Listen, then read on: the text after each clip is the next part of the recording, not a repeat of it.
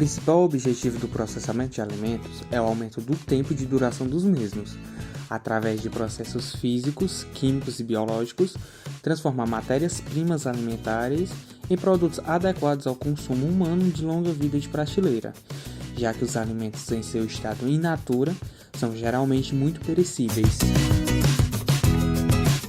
De acordo com o Ministério da Saúde do Brasil, na aba Guia Alimentar para a População Brasileira, os alimentos são categorizados em 3 principais grupos: in natura e minimamente processados, alimentos processados e alimentos ultraprocessados. Alimentos in natura são aqueles obtidos diretamente de plantas ou de animais e adquiridos para o consumo sem que tenham sofrido qualquer alteração após deixarem a natureza. Um exemplo a citar seria a maçã. Alimentos minimamente processados são alimentos in natura, que antes de sua aquisição foram submetidos a alterações mínimas. Um exemplo a citar seria a canjica, que teve como matéria-prima o milho. Os considerados processados são produtos fabricados essencialmente com a adição de sal ou açúcar ao alimento in natura ou minimamente processado. Um exemplo a citar, muito utilizado por nós no nosso dia a dia, seria o milho em conserva.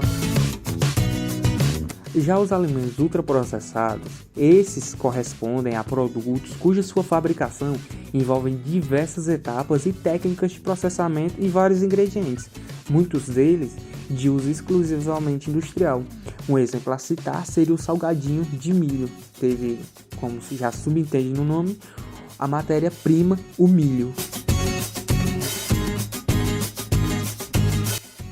Cuidados com o alimento minimamente processado ou alimentos in natura seria a lavagem, pois toda a matéria-prima tem necessidade de ser lavada em água clorada.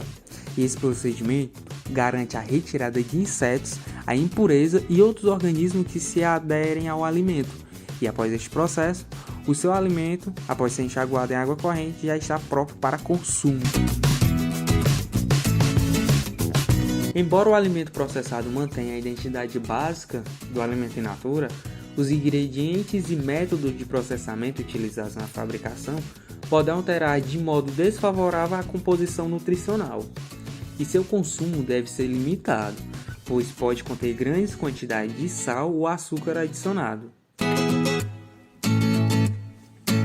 Já os alimentos ultraprocessados não devem ser a base da nossa alimentação habitual, e razões para serem evitadas estão relacionadas à sua composição nutricional. Geralmente são muito ricos em calorias, têm alto teor de sódio, gorduras, açúcares e muitos aditivos alimentares. E eles costumam ter muitas calorias em pequenas porções. Agora, apresentando a tabela nutricional de alguns alimentos em cada um dos seus processamentos. O alimento in natura, utilizando o exemplo da maçã. Utilizando a canjica, no processo minimamente processado. Utilizando o milho em conserva, na etapa dos processados. E utilizando o salgadinho de milho, no processo dos ultraprocessados. E vale ressaltar que todos os exemplos utilizados foi usando a porção de apenas 100 gramas. Algumas doenças causadas pelo exagero de alimentos ultraprocessados e processados são a gastrite, diabetes, colesterol elevado, a hipertensão, e isso tudo por conta do mau hábito alimentar. E algumas dicas de como melhorar a nossa alimentação seriam: fazer de alimentos in natura ou minimamente processados a base da nossa alimentação, utilizar óleos, gorduras, sal e açúcares em pequenas quantidades ao temperar e cozinhar alimentos e criar as preparações culinárias, além também de limitar o consumo de alimentos processados e evitar o consumo de alimentos ultraprocessados, comer com regularidade e atenção e sempre que possível com companhia. Além disso, desenvolver, exercitar e partilhar algumas habilidades culinárias seriam algumas dicas de como melhorar a nossa alimentação.